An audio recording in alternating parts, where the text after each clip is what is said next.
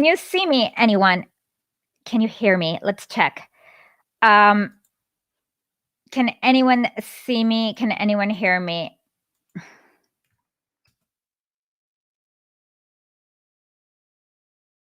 Okay, we'll have to tweet this out.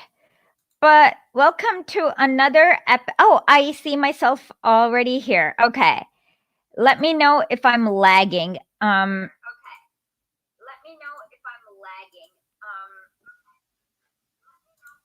Am I lagging? Okay, wonderful. Welcome to another episode of Soviet Summers. And we have Janet and Matt F. Wait.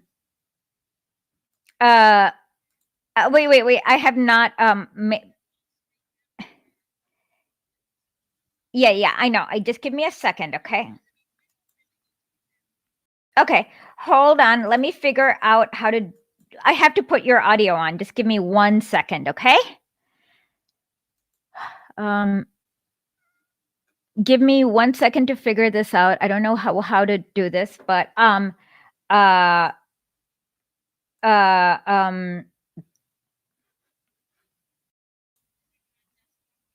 yeah. I see now.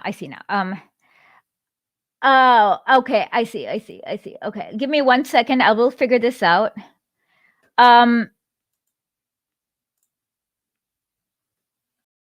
Okay, let's see if this works. Okay, it's not working. Give me 1 more second. Can you hear me? Can everyone? Okay, give me 1 second to figure out. Oh, hold on. Let me see. Okay, can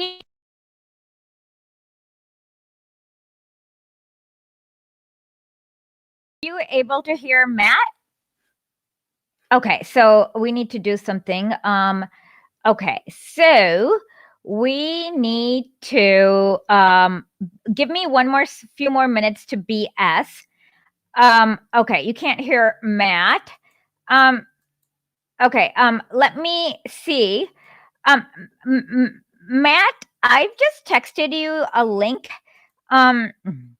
via Telegram. Can you see if you can come on that link and leave the Zoom chat? And if that works, I will give the same link to Janet.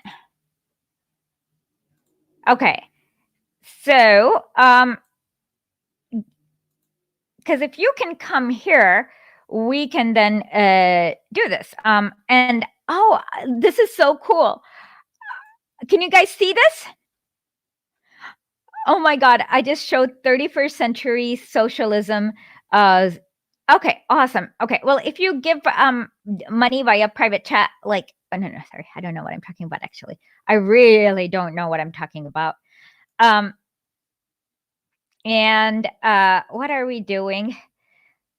Oh, this is really, Matt, are you able to come? You might have to hang up on Zoom. Hang up on Janet. Okay, and then I'll invite Janet separately.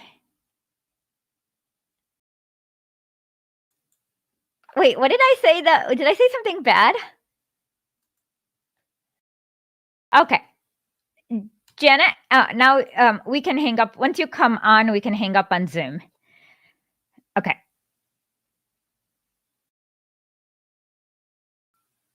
What did I say? That shmoopy shaboopy? Oh, okay. Yes, I am trying Melon app right now for the first time, and there are apparently 12 people here, and yeah, so, and I don't have my green screen or blue screen on properly, but let me see if I can get it better. Yes, I got it better. So you just have to, which way am I going now with my blue screen, green screen? Oh, yes, I see it. I see Janet now. Okay, now Janet is visible on stream. Oh, I'm just a big block. I think I Oh, I didn't do my video. Okay, whatever. That's okay. All right, let me get out of the Zoom. I did get out of the Zoom. Okay. Okay. And is Matt here too? Not yet. No, okay. Yeah, I know Janet. Yes, Janet looks a bit gray, but we're still trying this. You guys don't need to see me. Yeah. That's a big mess. Okay. Let me in the meanwhile download the audio. I hope that's so we don't know what was happening with the Streamlabs. It was running fine on my end, but it was just running really choppy into the YouTube. So we've been meaning to try this melon, and that's what Ash is doing. So yeah, just give us a couple of minutes. Oh, okay. So it's in .wave format. Ah, lovely. Okay, it's okay. We'll fix it. What's in .wave? The audio's in .wave, so we're gonna have to do one quick fix. Matt F joined. Perfect. Let's let him in while I add. Let me know if I've accidentally. Hi, Matt F. How are you doing? How did I not get a camera? Okay, I don't know why my camera didn't work. Okay. I'm not at the camera fixing other people's camera level yet, so just give me 1 second. Matt, so can you tell people about the stupid Nazis you were trolling? Oh, okay. Well, one of the things that we spoke about earlier was I made this wonderful Stalinist meme that triggered every reacto-fash in some certain orbit. One of the things about it was mentioning that the Soviets being pretty much the only source of anti-fascist action in World War II. Some turd says that without the Lend-Lease Act, they wouldn't have been able to engage in any anti-fascist action, despite the fact that they were doing that for years before the Lend-Lease Act ever happened. But then really it was a program to I'm here. Matt, what happened to you? He went mute. Okay. Why did he go mute? I don't know. We're having a lot of issues today. I guess so. Maybe God does not want us to stream today. We'll see. Matt, are you coming back? I don't know if you can hear us. You can't hear us. Lovely. Okay. What is going on right now? Are you there, Matt? Let me. Can you mute me on the? I'm hearing my self feedback, Janet.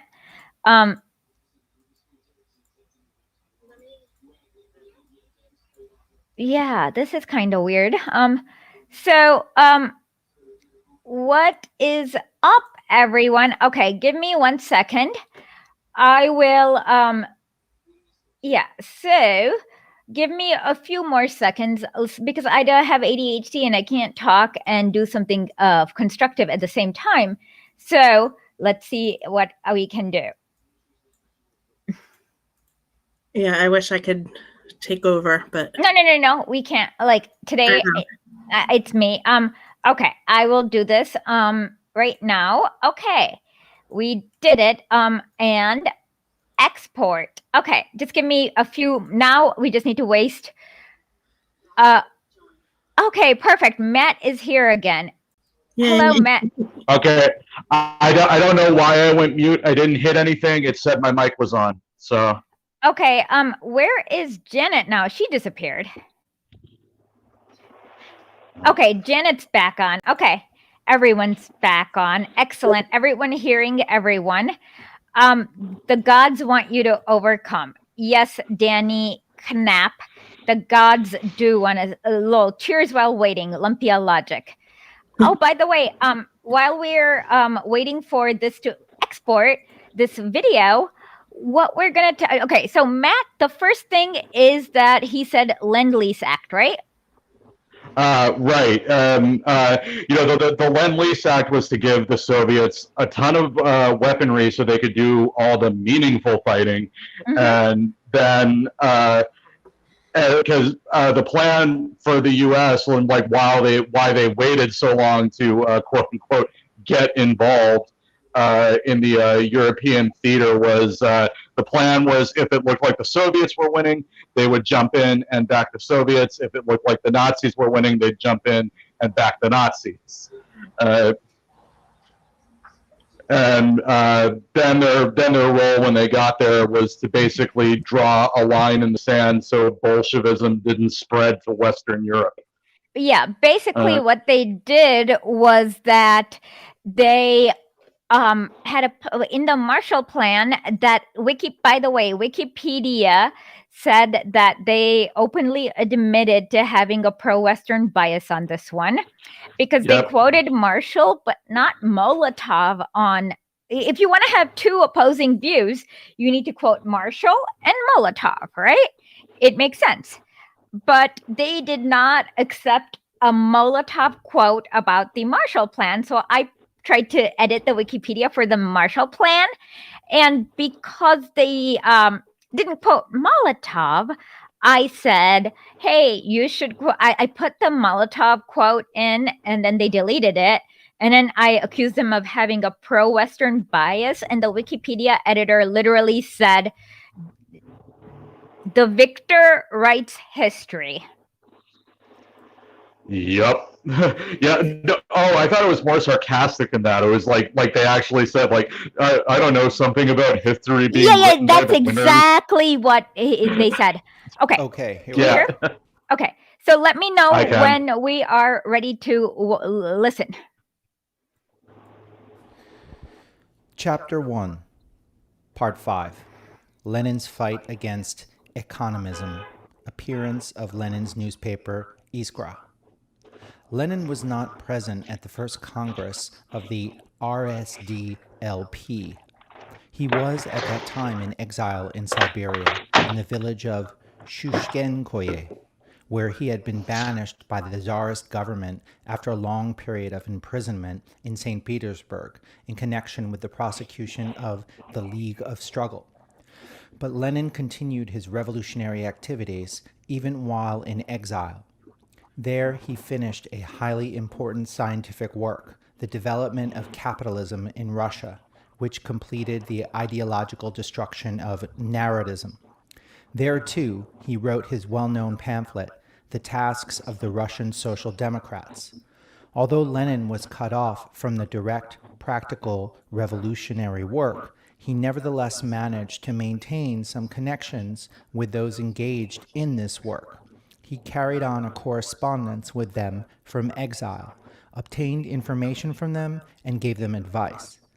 At this time, Lenin was very much preoccupied with the economists. He realized better than anyone else that opportunism and that if economism were to gain the upper hand in the working class movement, it would undermine the revolutionary movement of the proletariat and lead to the defeat of Marxism. Lenin therefore started a vigorous attack on the economists as soon as they appeared on the scene. The economists maintained that the workers should engage only in economic struggle. As to the political struggle, that should be left to the liberal bourgeoisie, whom the workers should support. In Lenin's eyes, this tenet was a desertion of Marxism, a denial of the necessity for an independent political party of the working class, an attempt to convert the working class into a political appendage of the bourgeoisie. In 1899, hold on, this is very important. Okay, so why did Lenin say that there needed to be a Marxist party that is exclusive for the working class? Uh, why did he say that? Yeah, it literally says it, Well, right? Yeah. So yeah. Well, I mean, it's not a explicitly economic struggle. Like the political exactly. the political implications here, like any economic gains you make if the liberal bourgeoisie remain in power, will inevitably be rolled back within a generation.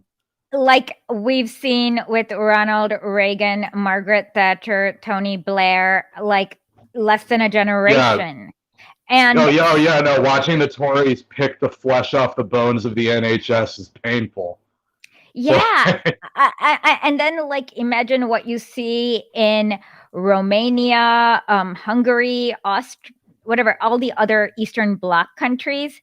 So Mhm. what I'm going to say is that yeah, Lenin was always right, and you're wrong. I know. That's what I always say, but I just wanted to make sure that you know that Lenin is right and you are wrong, because you suck and Lenin doesn't. I'm sorry, but like so many Westerners have so much hubris, don't they? Yes. Okay, so Uh, shall we continue, or do you well, have? I mean, okay. You want to talk about hubris just because, like, he's Hold in on my one head. second. Yeah. Okay, so Toast asked, okay, did I miss a lot? No, you just missed the main point is that Lenin was fighting against the economists, and he thought that you should form your own party Oh, and not join a bourgeoisie party. That's all you missed. This group, the Economists, explain who they were. They were okay. So after the older Bolsheviks went to jail, like all of them were sent to Siberia, these young idiots came aboard when Lenin and his wife were all in prison.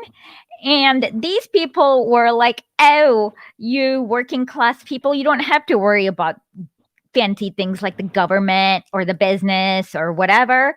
You can just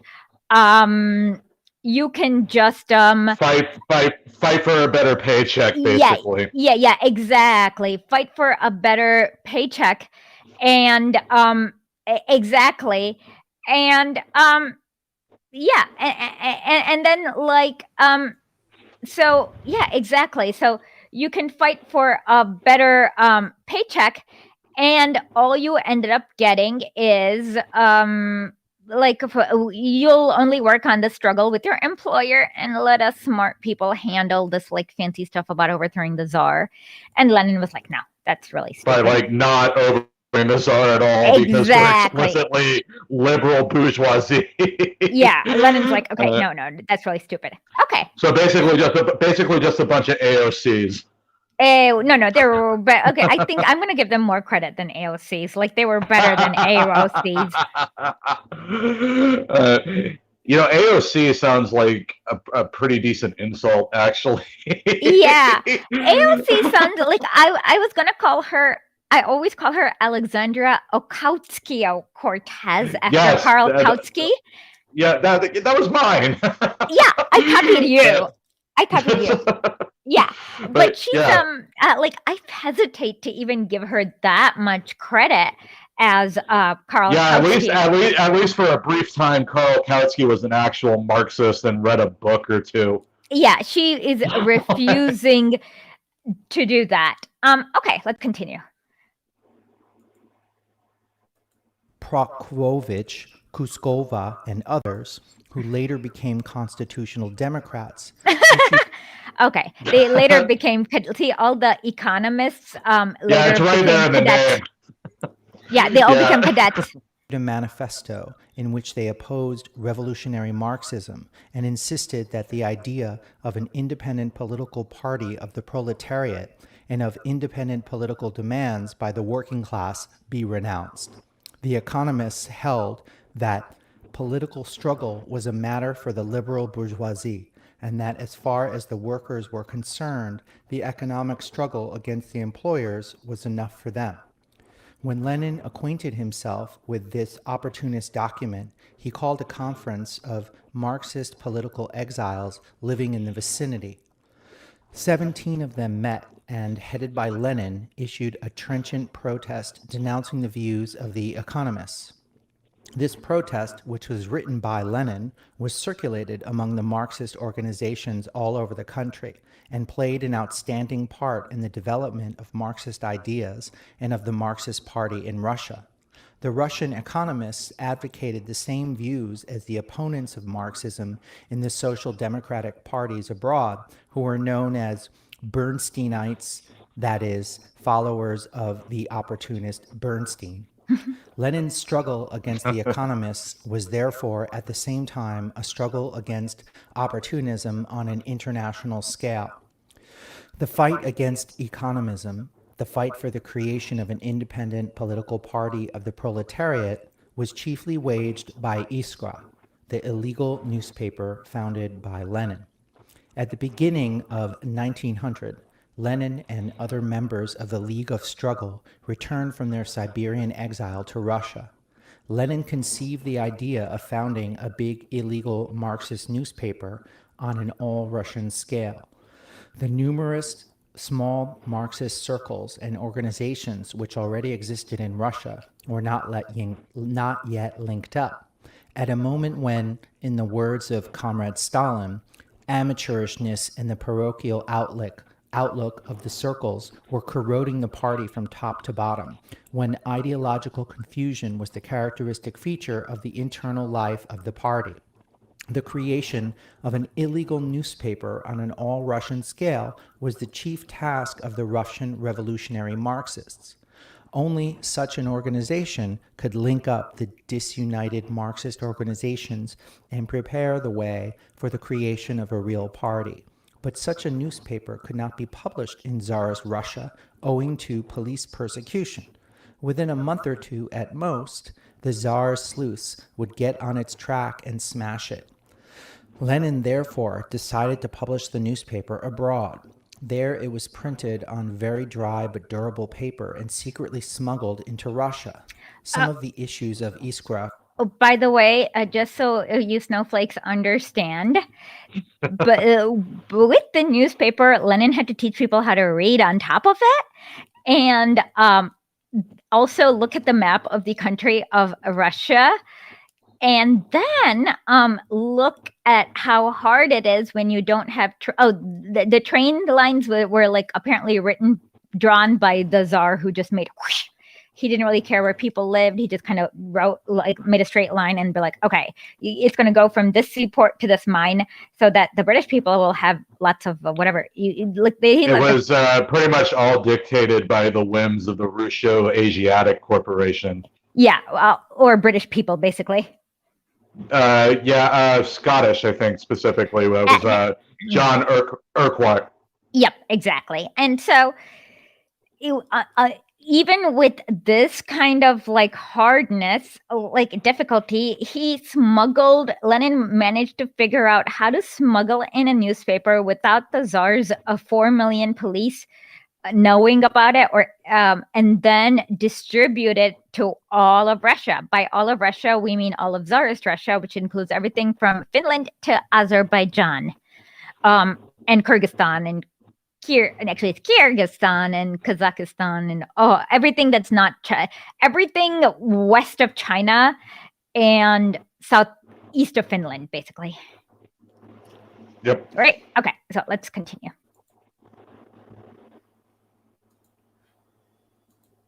Were reprinted in Russia by secret printing plants in Baku, Kishinev, and Siberia. In the autumn of 1900, Lenin went abroad to make arrangements with the comrades in the Emancipation of Labor group for the publication of a political newspaper on an all-Russian scale. The idea had been worked out by Lenin in all its details while he was in exile. On his way back from exile, he had held a number of conferences on the subject of Ufa, Pskov, Moscow, and St. Petersburg. Everywhere, he made arrangements with the comrades about codes for secret correspondence, addresses to which literature could be sent, and so on, and discussed with them plans for the future struggle. The Tsar's government scented a most dangerous enemy in Lenin.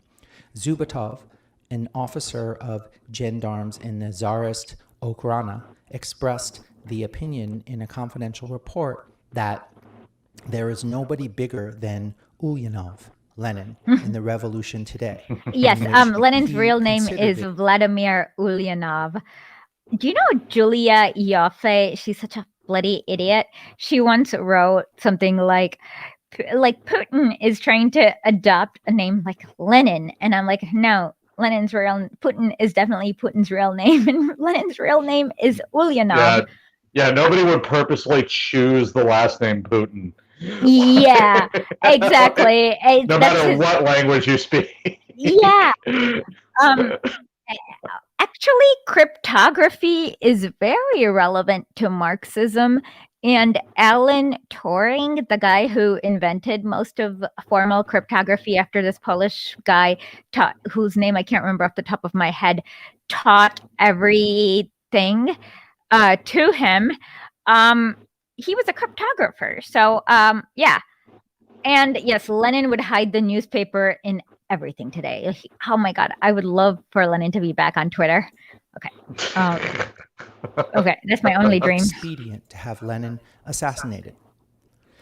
Abroad, Lenin came to an arrangement with the Emancipation of Labor group, namely Plekhanov, Axelrod, and V. Zasulik, for the publication of Iskra under joint auspices. The whole plan of publication from beginning to end had been worked out by Lenin. The first issue of Iskra appeared abroad in December 1900. The title page bore the epigraph, "The spark will kindle the flame." Yeah, Iskra means a spark in Russian. And so, yeah, that's why it's a pun that the spark will kindle the flame, because the newspaper is called Iskra. Taken from the reply of the Decembrists to the poet Pushkin, who had sent greetings to them in their place of exile in Siberia. Lenin? Indeed, Wait. from the Pushkin had start- sent greetings to Lenin? Now Okay, I have this. Now I have. Somebody said the Decemberists, so now I have "This is why we fight" in my head. okay, but can somebody find me the Pushkin's letter to Lenin? That would be so awesome. I did not know that. Arc, Iskra, started by Lenin there, subsequently flamed up the great revolutionary conflagration in which the Tsarist monarchy of the landed nobility and the power of the bourgeoisie were reduced to ashes. That is the end of chapter 1. Any thoughts, Matt? No, I mean it's we're working up to like all the good stuff. We're just on the introduction right now.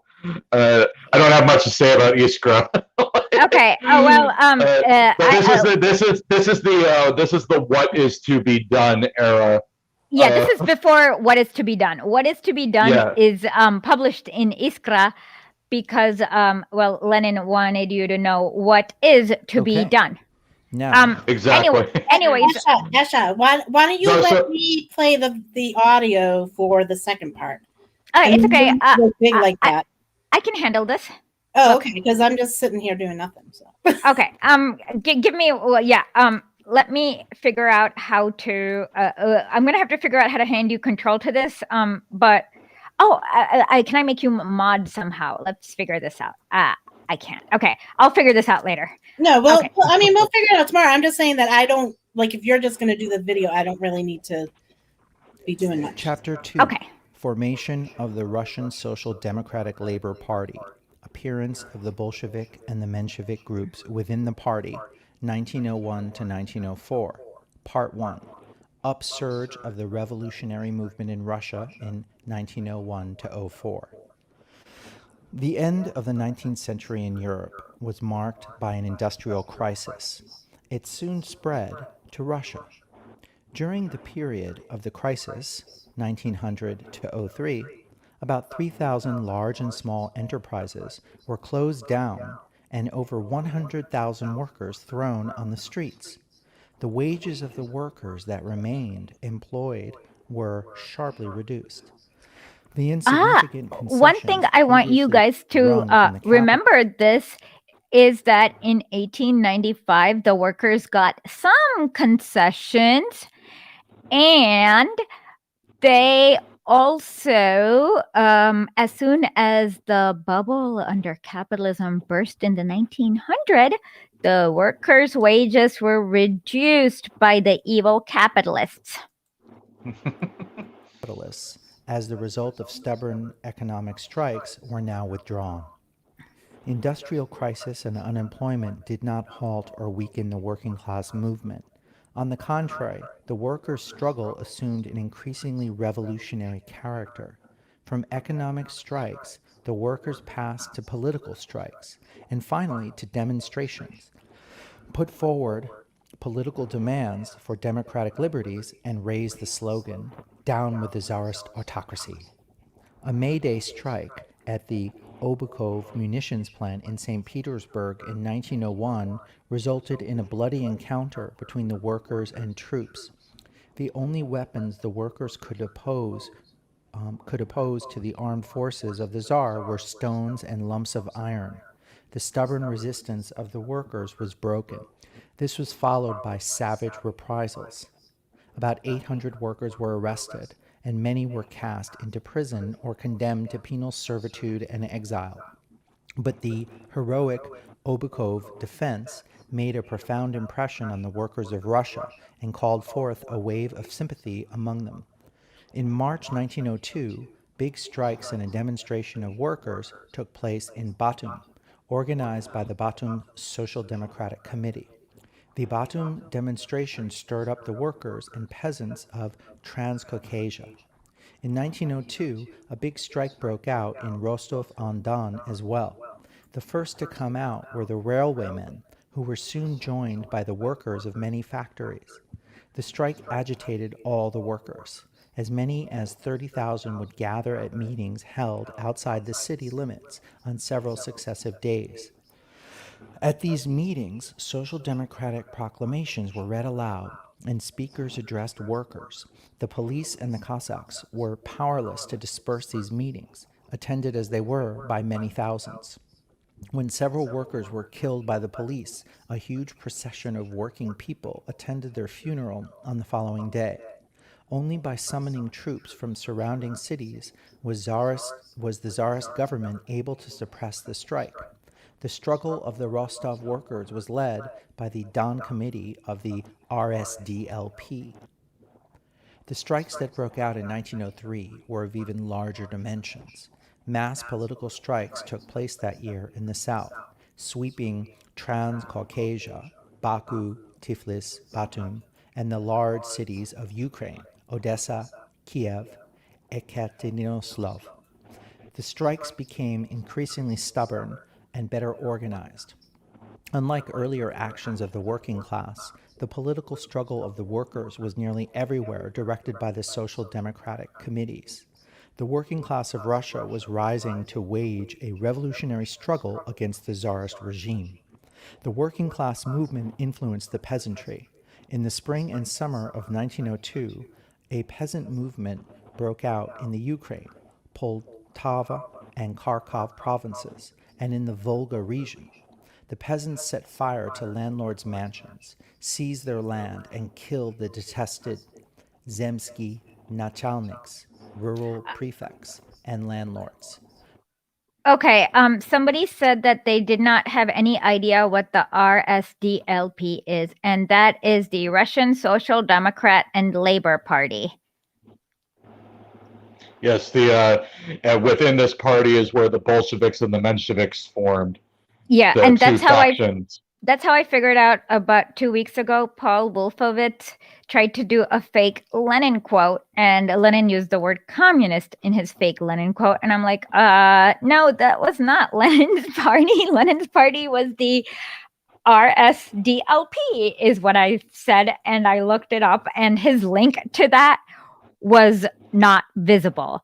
So, yeah, Paul. So that's how you can always tell, because Lenin would never call it the Communist Party. He might call it the Bolsheviks or the RSDLP, the Russian Labor and Social Democratic, Russian Social Democratic and Labor Party. And by the way, Lenin called himself a social democrat because back then social democrat meant more like socialist. But then the modern day socialists like stole that name to water it down to whatever crap they are now, right? That in part of the like the original Marxist conception of the process of revolution was that you'd jump from feudalism to capitalism, and in that capitalist stage of development, eventually the political system would develop into social democracy, and that was supposed to be the catalyst that would cause the proletarian workers to say, "Oh, hey, you know what? We don't really need like this bourgeois system," and that would spring like the revolution, basically. And that's also why the United States never allowed itself to enter into that phase of development, and everything started to get rolled back in between Carter and Reagan. Yep. Because, but also what you realized is that neither did Germany, because everything got rolled back with what's his Adolf Hitler, and so so far most social democratic parties in the West, at least, have not done anything. Half the social democratic parties, like quote unquote social democratic parties, in what constitutes the West, aren't social democratic countries. They're monarchies that are nominally social democratic. Well, I agree, but the reason why they're monarchies that are is because these social democratic parties are total failures. Well, yeah, no, they failed the Lenin Revolution model. So they had these. So they had this phase in time where the ruling class did that thing that they like to do, where they concede everything but power, and then proceed to roll everything back over time. But like, I do want to point out that like Norway's king is head of state, has like supreme veto power over legislation. Stop talking to me about the sovereign wealth fund, okay? Yeah, and on top of it, Norway was the first constitution to ban Jews. And Norway joined in 1815. The Norwegian Constitution banned Jews, and Norway. What else did Norway do? Oh yeah, which side of the Quisling? Oh, Yeah. that means, what does Quisling mean again? And how? Oh, it means traitor. From the leader of Norway, Vidkun Quisling, who was a fascist. Okay. So is Finland. So anytime anyone praises Norway or Finland, you remind them that they were both fascist countries. Very, very fascist. Finland quietly phased the swastika out of their air force last year. Okay. Yeah. Like they were flying swastikas in their air force in like 2020, like up until like July 2020. Yeah. Okay. So let me see if I can do a screen share. And you can see the Finnish swastika. Let me see. Does this work? Let's see. Let me know if you can see this. Okay. Can you see this? I don't know what. Are you seeing anything useful? No, I'm just seeing me. Like it's a blue swastika. Yeah. It's a blue swastika. It's nothing special. Okay. Okay. Yeah. Just Google Finnish Air Force. Okay. Yeah. You'll see the swastika right away. It was the primary iconography. Yeah. Hold on one second. Okay. Let's play. Sent to quell the rebellious peasants. Peasants were shot down. Hundreds were arrested, and their leaders and organizers were flung into prison. But the revolutionary peasant movement continued to grow. The revolutionary actions of the workers and peasants indicated that the revolution was maturing and drawing near in Russia. Under the influence of the revolutionary struggle of the workers, the opposition movement of the students against the government assumed greater intensity. In retaliation for the student demonstrations and strikes, the government shut down the universities, flung hundreds of students into prison, and finally conceived the idea of sending recalcitrant students into the army as common soldiers.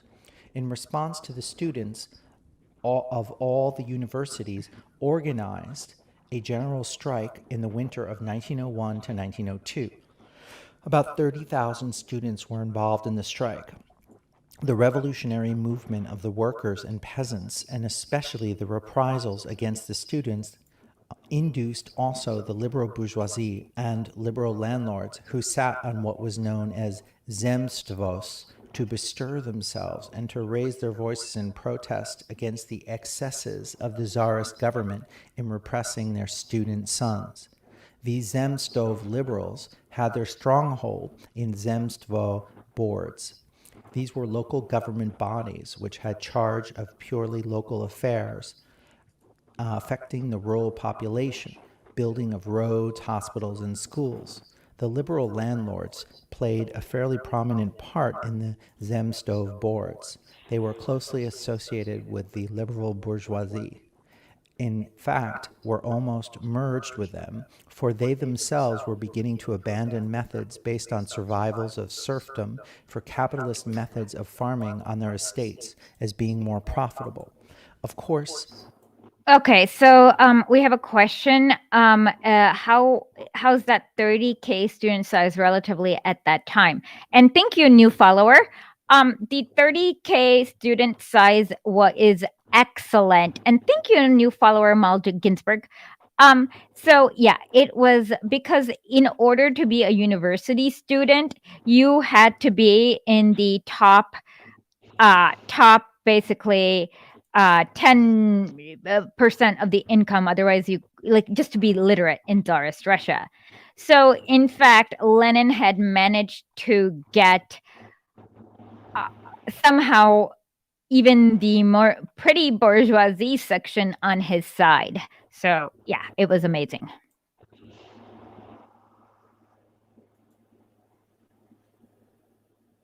both these groups of liberals supported the Tsarist government, but they were opposed to the excesses of Tsardom, fearing that these excesses would only intensify the revolutionary movement. While they feared the excesses of Tsardom, they feared revolution even more. In protesting against these excesses, the liberals pursued two aims. First, to bring the Tsar to his senses, and secondly, by donning a mask of profound dissatisfaction with Tsardom, to gain the confidence of the people and to get them, or part of them, to break away from the revolution and thus undermine its strength. Of course, these So, just so you remember, liberals just want to strike a deal with Tsardom. So, who is the czar in this analogy in modern day America? Oh yeah, the president. And sometimes I guess Well, like literally, like who is that guy that said like at the January 6th kerfuffle that like this is the Bolsheviks in like 1917. Oh my like, God, that was Biden is the czar. Biden is the czar. Yeah. I remember that. That was his foreign minister. Let me find it. Oh, okay, I found it. Okay. This is funny. Yep, it's Michael. Let me see. How do I do this? Okay. There has to be a way to figure this. Let me see if I can make it happen. I think I can. Okay. So, I think I did it. Okay. Can you see this? Today had nothing to do, not you, but everyone else. Yes, everyone else can see it. Oh, there it is. Okay. So today had nothing to do with 1776 and everything to do with 1917. Trump supporters who stormed the Capitol today claim to be anti-communists, but their actions today are exact. Oh God, no, their actions was not exactly what the Bolsheviks did because Biden. Yeah, they didn't get anything done. Yeah. Thankfully, where Lenin the Bolsheviks were winners. Failed. Yes, you are losers. Oh my God. Yeah, not a bunch of fucking failures. Like Jesus Christ. Yes, I know. This is embarrassing. Okay, and this is the U.S. ambassador to Russia. Yeah. Exactly. He's the U.S. ambassador to Russia, and then he later says like even more cringy stuff about Navalny being just like MLK or I forgot or Oh, geez. Mandela, whatever. Okay, he's the U.S. He ambassador meant to he meant he meant milk, right? Not MLK. He meant Navalny was just like milk. and Mandela.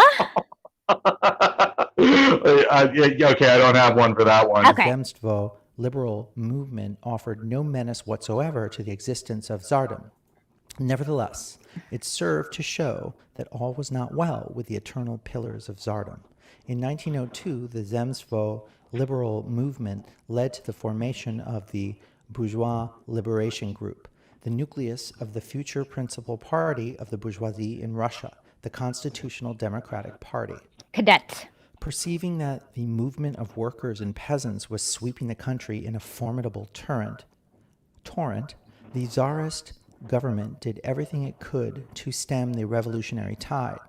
Armed force was used with increasing frequency to suppress the workers' strikes and demonstrations. The bullet and knout became the government's usual reply to the actions of the workers and peasants. Prisons and places of exile were filled to overflowing.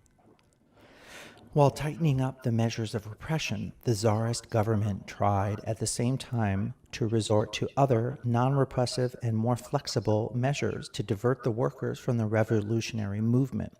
Attempts were made to create bogus workers' organizations under the aegis of gendarmes and police. They were dubbed organizations of police socialism or Zubotov organizations. Okay, police socialism. So what Zubotov was the head of the Tsarist secret police, and he put up like fake organizations that kind of was to divert workers from trying to overthrow the Tsar, kind of like a democratic like socialist organization. That's exactly what I was going to say. Yeah. Yeah, exactly. Like if it sounds like a Fed, it probably is a Fed. After the name of a colonel of gendarmerie, Zubotov, who was the founder of these police-controlled workers' organizations. Through its agents, the Okhrana tried to get the workers to believe that the Tsarist government was itself prepared to assist them in securing the satisfaction of their economic demands.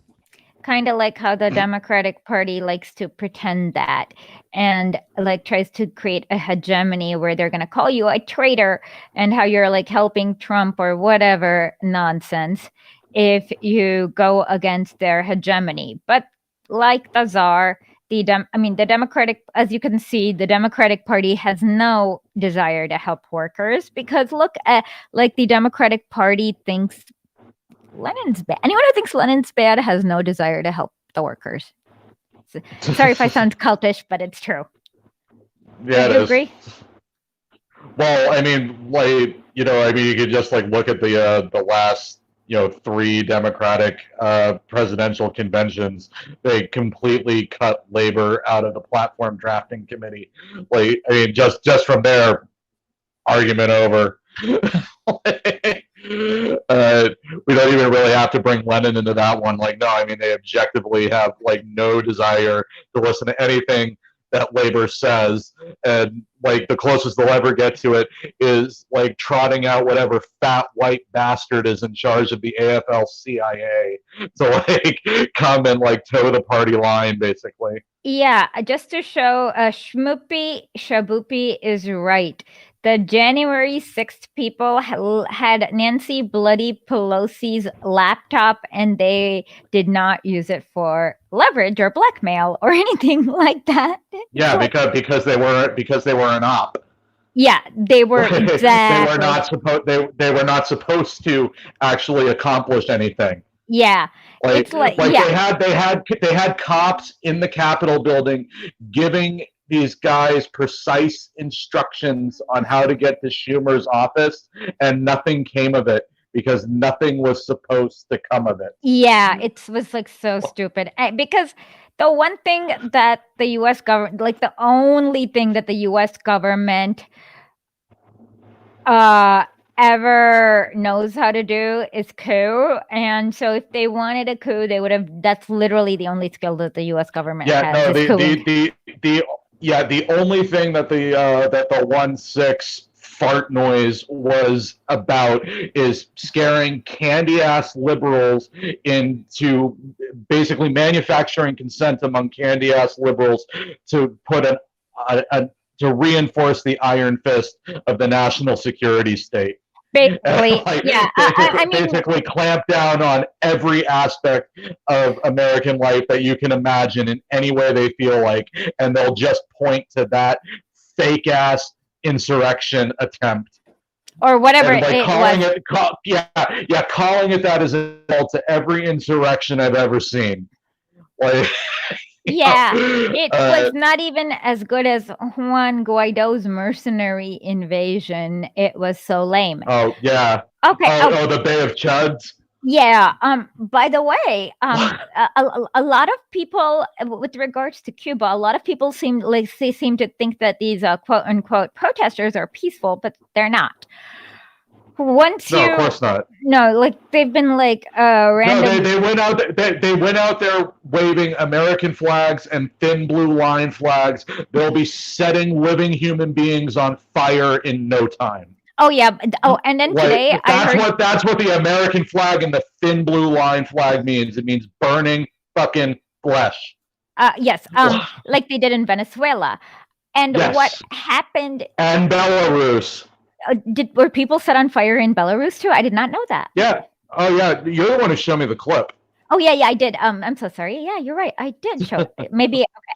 And I definitely there was a black man set on fire in Venezuela. In Yep. Bolivia, they'd had like an entire race war. I'm not kidding. Oh yeah. No. Absolute full on ethnic cleansing. Yes. In Serenica, is that what it's Yeah. called? It starts, yeah. No. That's Serbia. No. I'm saying No, in no. Like in Bolivia, Potosi. like there were two. In Potosi. There were two.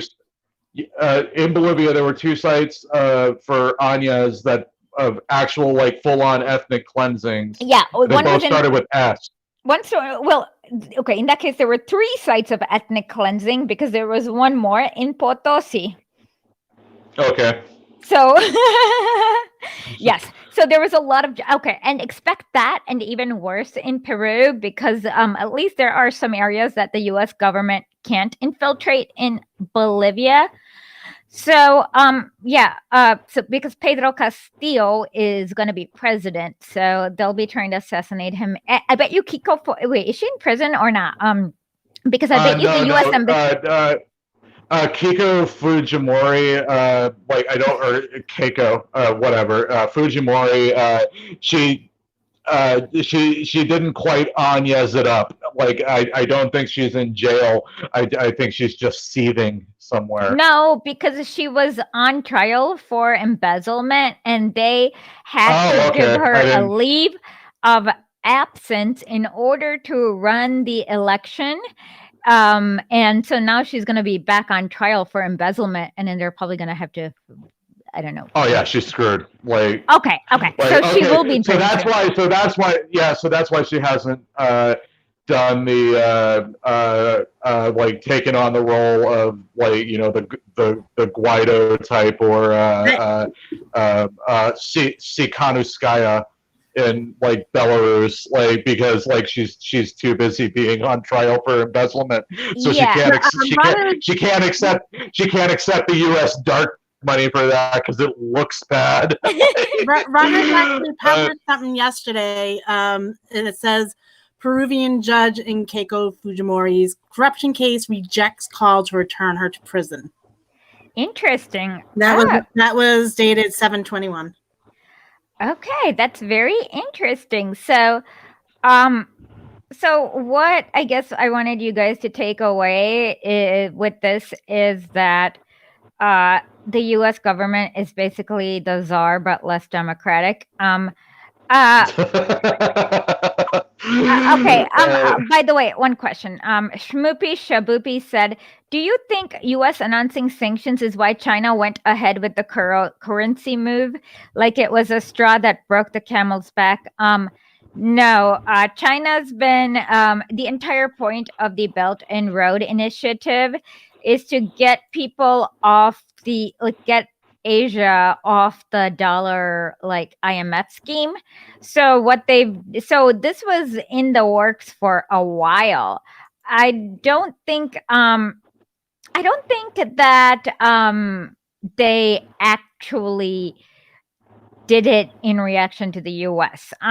Although I think it what might have spent. I think it was in the works for a while. Like if anything happened, like this might have pushed the schedule ahead maybe 2 weeks. You know? this was already in the works because what China's been doing is that it had a lot of it had in both as I actually listened to my dad's episode where he came and he tells you India and China have a lot of extra reserves of US dollars. So if a country like Pakistan wanted had some stupid IMF loan with all these structural adjustments, China just returned that money off of the IMF and is trading with Pakistan using the renminbi, and that means that they can't do structural adjustments. And yes, they are working on some kind of train line in different parts of Africa.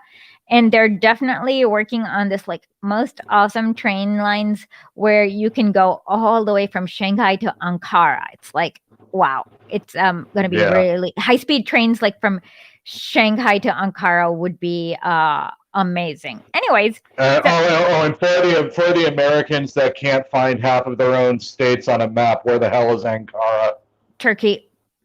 There you go. Okay, and Shanghai is in the eastern. It's it is more than the continental US. It's in the eastern. It's off the coast of the Pacific in eastern China. So imagine a train going from there to Turkey. Yeah. High speed. Okay. Yeah, about 360 miles per hour, I think was how it figured. Yeah, and it's green on top of it, unlike the aeroplane. Imagine how much emissions that will save if people could just go to Turkey via train. Yep. Yeah, all of Asia will be traveling via train, so then we don't need to use those planes anymore, which will save so much in the carbon emissions. Awesome. Why engage in politics? Why make a revolution when the Tsar himself is on the side of the workers? Zubatov agents would insinuate to the workers. Zubatov organizations were formed in several cities. On the model of these organizations, and with the same purposes in view, an organization known as the Assembly of Russian Factory Workers of St. Petersburg was formed in 1904 by a priest by the name of Gapon. But the attempt of the Tsarist Okhrana to gain control over the working class movement failed. The Tsarist government proved unable by such means to cope with the growing working class movement.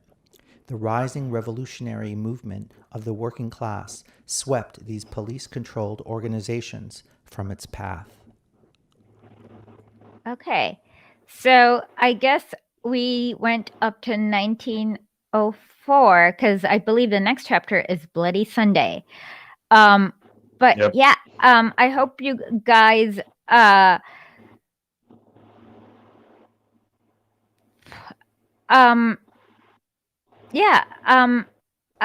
so we need critical thinking, said China does not have a lot of oil, probably a good thing because they are pursuing better alternatives, advancing technology, and getting off the war economy, petrodollar more and more. Xinjiang is sitting on top of more oil than Afghanistan. Okay, never mind. Okay, so that's probably why the U.S. wants to create a free. Yep, that's so much freedom and democracy. Yeah, that's 100% the reason they've known about that oil deposit since the late 60s. So much freedom and democracy. Yeah, no, and they want to create this Turkestan fever dream to basically set it up as a very oil-rich U.S. client state with lots and lots of violent repression. Yeah. By the way, I was watching this a very interesting video about Myanmar's quote unquote peaceful protesters who are who are the opposite of peaceful. Like they often when you hear about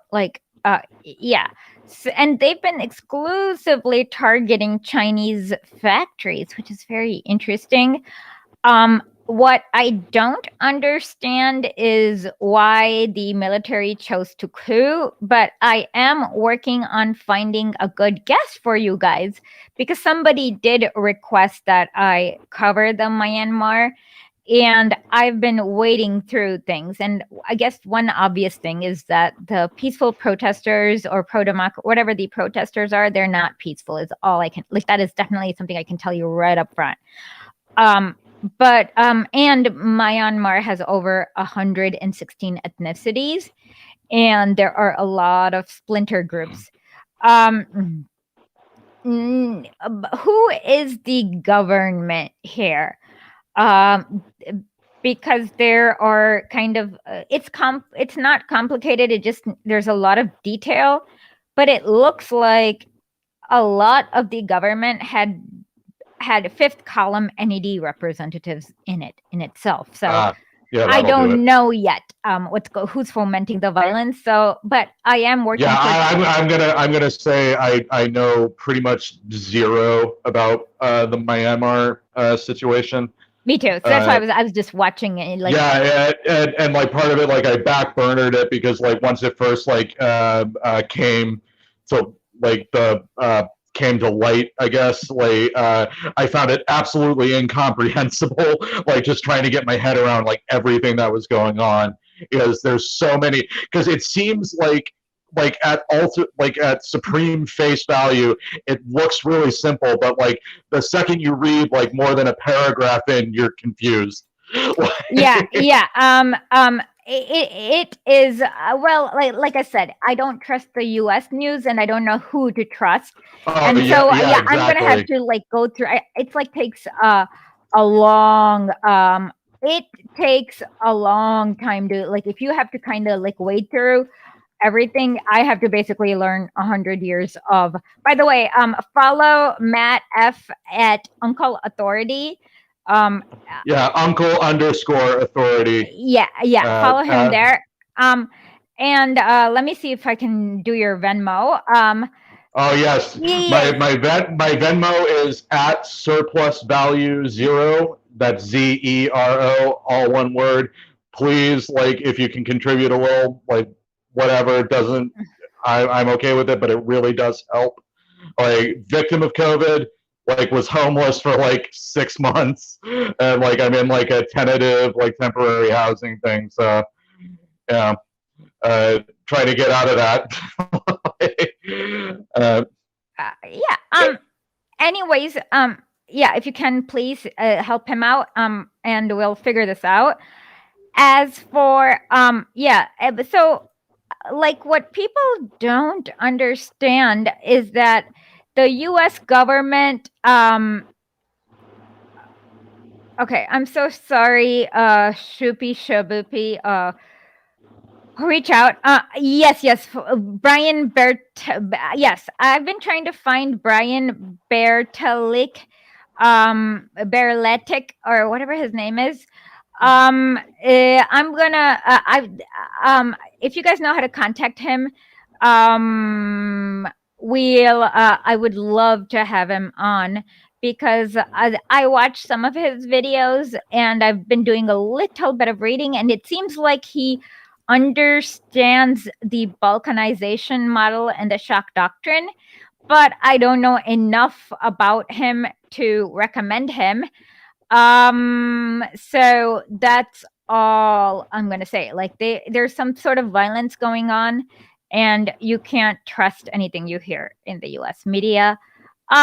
As for today, I just at historically.substack.com, we kind of go through what the US government did in Iraq. So check that out.